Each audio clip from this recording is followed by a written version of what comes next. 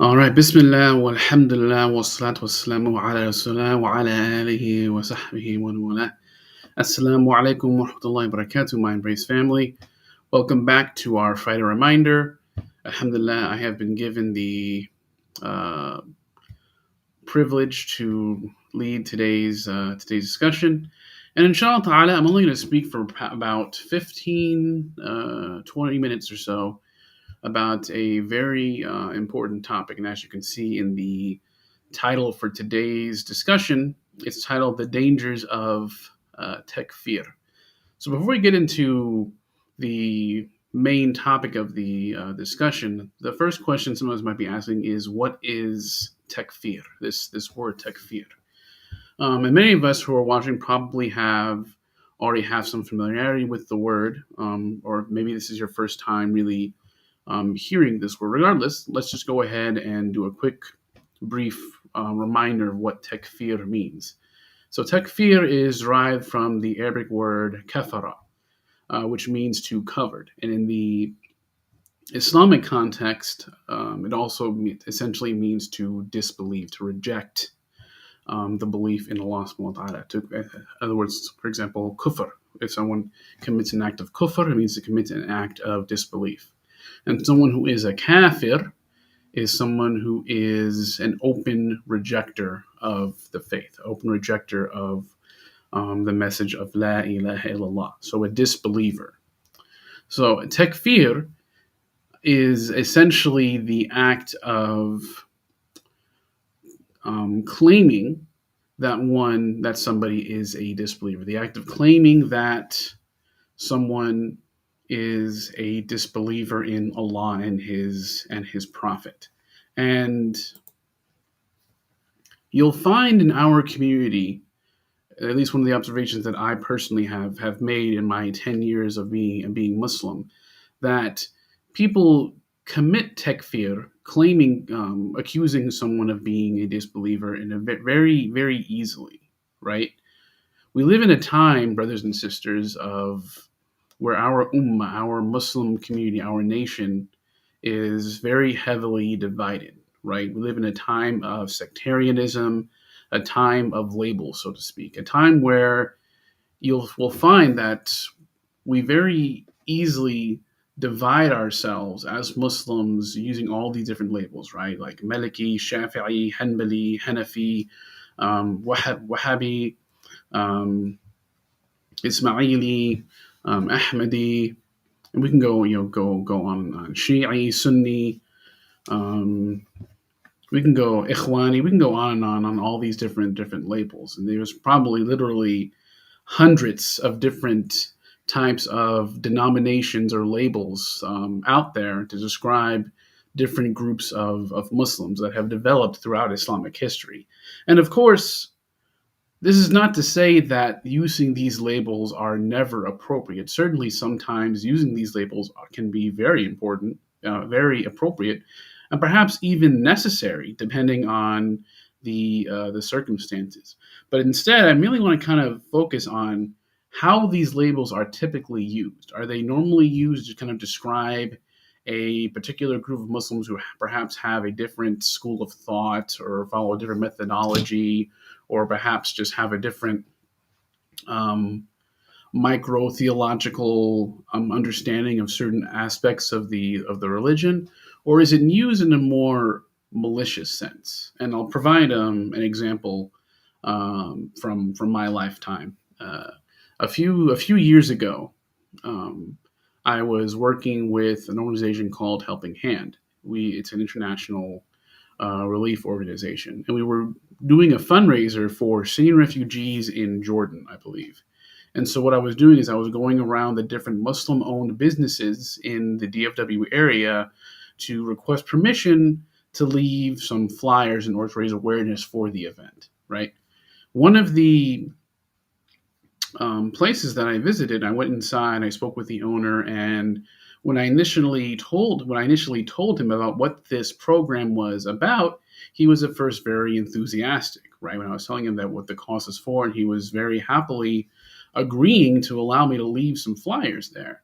And so when I pulled out the flyers, In the flyer, of course, we had some of our keynote speakers. One of those keynote speakers were somebody, an imam, a sheikh, a very well-known sheikh in our DFW community, a very known and beloved sheikh.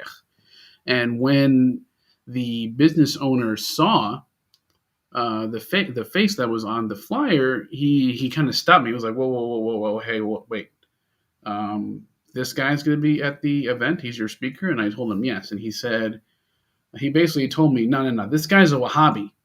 I don't want any Wahhabi showing up in my store. I don't want any Wahhabi's face showing up in my store." And he said, "I'll let you leave flyers only if you have flyers that do not have his face on there, because he's a Wahhabi." And I actually did have some flyers that did not have any faces on there, just to certain messages that are very conservative when it comes to having pictures with faces on them.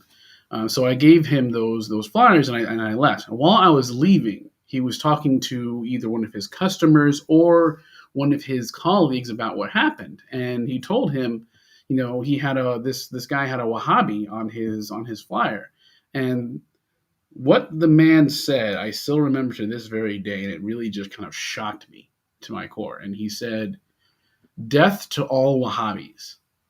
Death to all Wahhabis."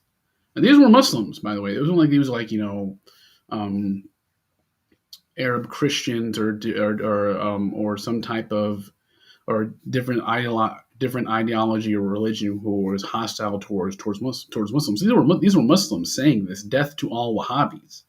And I was just so shocked from hearing that. I'm not going to get into what a Wahhabi is and how these terms are typically used, but just the way that he made this statement was essentially um, making this claim, making this statement that death to all Wahhabis is essentially seeing their Muslim brother and sister as an enemy of Islam, basically almost as if they're considered, disbelievers themselves. Not that, of course, then all disbelievers are enemies to Islam or anything, but um, just having this type of hostility. And then you see in our community all these different examples of Muslims refusing to pray next to one another if they happen to follow a different school of thought, or warning one another, "Oh, don't go listen to so and so," or don't go hang out with so and so. He's a this, he's a that. It's this mentality where, in a way, we're committing takfir on other Muslims. We're basically claiming other Muslims are not Muslim, are not true Muslim. And how many times have we heard this? "Oh, so and so, they're not practicing enough. They're not true Muslims." Or "So and so does this. They're not true, or they're not true Muslims. They're not real Muslims." We very easily throw around the claim that someone's not a real Muslim as if it's like something that's so easy to claim. And the fact of the matter is, brothers and sisters, when we look into the actual sunnah of the Prophet ﷺ, and how he would instruct and teach the companions about, takfir, about accusing one of being a disbeliever, we can see that the standard is very, very high. And we find this example in the story of Osama bin Zayd, may Allah be pleased with him, when he was on an expedition. He was in a battle, right? And when he was fighting, he came across an enemy combatant. And when he was about to take down his enemy, the enemy yelled out, "La ilaha illallah." He essentially said the Shahada. There is no deity worthy of worship except Allah. So right when Usama was about to take him down, he said the Shahada. And so, but that didn't stop Usama from bringing his blade down to him completely. And it makes sense when you really think about it. I mean, he's fighting an enemy combatant here. They're in the middle of a battle, and all of a sudden, this guy was just actively fighting against the Muslims just moments ago, and now all of a sudden you're saying the Shahada right when I'm about to kill you? Nah, that ain't right. So he ended up taking him down anyway. After he took down his enemy, after the enemy said the Shahada, he went and told the Prophet ﷺ about what happened. And When the Prophet ﷺ heard this, he asked Osama in a very stern fashion, did this man say, La ilaha illallah, and you killed him? Like kind of like in a very stern, accusatory way to really kind of emphasize to Usama that what he did was wrong. And Usama responded to saying, Ya Rasulullah, O Messenger of Allah, he only said that fearing the weapon. He only said that fearing being killed. He did it to save his own life. And like we kind of mentioned before, Usama's logic here makes a lot of sense, right? I think it'd be difficult for any of us to argue that, his reasoning isn't logical.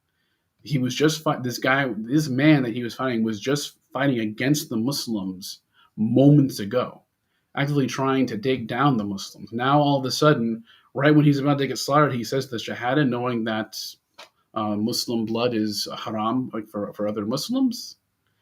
That just that type of logic makes sense. What Muhammad is saying, but see how the Prophet ﷺ responds. What the Prophet ﷺ says in response to Usama's very reasonable logic. He asks Usama, "Did you tear open his heart to see whether or not he was sincere?"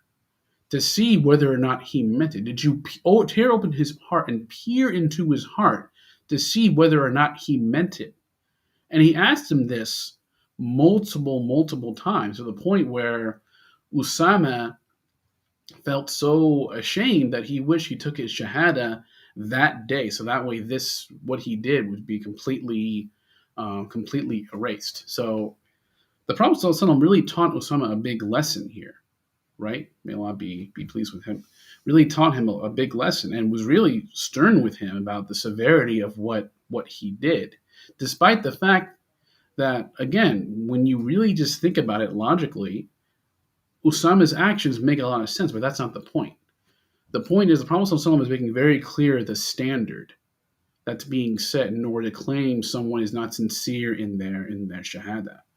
Did you tear open their heart and see whether or not that they meant it? Of course, this is something that you cannot do. This is something that is essentially impossible to do. So we see that the standard that the Prophet ﷺ set for claiming takfir on others is very, very high. And yet, despite that, we see how easily our community will commit takfir on others.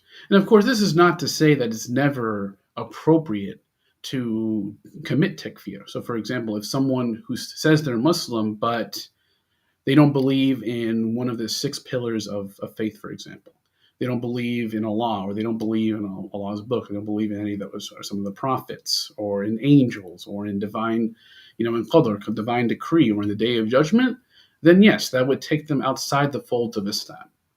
Or if someone who claims to be Muslim says that, praying isn't required. You don't have to pray. It's not an obligation, even though in the Quran it's very explicitly clear that a prayer is an obligation. In those instances, yes, you could say that these people are technically outside the folds of Islam, even if they claim that they are Muslim. But these examples are few and far between, right? And this is something I think we really need to be very careful about, because you'll find many times in our community, people will claim takfir on others based off isolated ahadith or isolated verses, right? So, for example, there's a hadith where the Prophet ﷺ said that what separates a believer from disbeliever is the salah, is the prayer. So what about someone who's struggling with the prayer? Someone who is having a hard time praying 5 times a day like they're supposed to be. Are we going to say they're not Muslim? Or, for example, someone who is Muslim who may be struggling with alcohol, someone who drinks and has a hard time putting down the bottle, so to speak. There's a hadith where the Prophet ﷺ said that when a believer is drinking, they are not a believer while they are drinking. So do we claim that someone who drinks is now a disbeliever? And obviously the answer, of course, of that is no. But you'll see that a lot of times in our community, people will use these isolated ahadith and these isolated verses to make these claims. And this is very, very dangerous. And I'll explain why. Two main reasons, and then inshallah ta'ala we'll wrap up. The first reason is another hadith. The Prophet ﷺ said that one, it commits takfir on another. Once a Muslim says to another Muslim, "Ya kafir," oh disbeliever, essentially claiming that that believer is actually a kafir, is actually a disbeliever. The Prophet ﷺ said that one of two things happen. Either one, what the person's statement is, the Muslim statement is correct and that person is a disbeliever, or that person's statement is incorrect and what their statement reflects on them. Essentially, their statement and claim that the other is a disbeliever is in that in of itself the conduct of a disbeliever. So, in other words, claiming that a Muslim is actually a disbeliever and they actually are true believers is an egregious sin. So that's number one. Number two, I think, is more of a communal consequence, a potentially communal consequence to being so liberal with using takfir. There was a group that came about very early in Islamic history, known as the Khawarij, or the Kharajites, as they're typically referred to in English. The Khawarij were arguably the very first Muslim extremist group ever in Islamic history.